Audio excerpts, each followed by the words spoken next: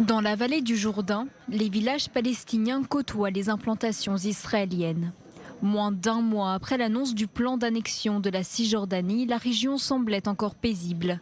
Alors, le parti Meretz a décidé d'organiser des visites pour montrer aux dirigeants politiques quelles pourraient être les répercussions de ce plan, désastreuses pour le chef de ce petit parti de gauche.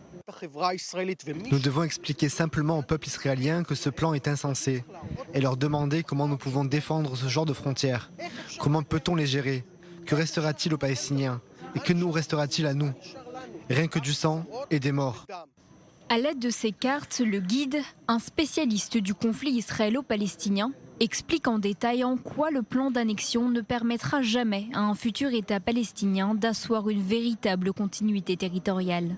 Selon le guide, Israël ne pourra pas non plus dissimuler les conséquences politiques et militaires de l'annexion.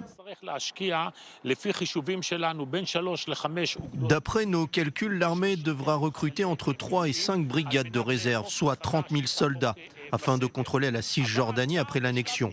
Plus tard, il sera question d'augmenter des centaines de kilomètres de frontières qu'Israël devra surveiller avec ou sans mur de sécurité. Une bataille pour la conscience de la rue israélienne. Voilà comment la députée Tamar Zandberg qualifie son travail avec d'autres cercles de l'opposition afin d'éviter l'annexion programmée et les projets de la droite israélienne. Surtout que de nombreux Israéliens s'opposent ou soutiennent l'annexion sans même avoir conscience de ses conséquences. Dans tous les débats politiques de droite, ils ont oublié un élément de poids. La souveraineté sans nationalité. Ça s'appelle l'apartheid. Ce plan d'annexion va enflammer la région. Et c'est la décision la moins éthique qui puisse exister. Il a été imaginé par le mouvement d'extrême droite, les Jeunes des collines. Pour le moment, on ignore encore si Netanyahou va poursuivre sur le chemin de l'annexion ou bien faire marche arrière.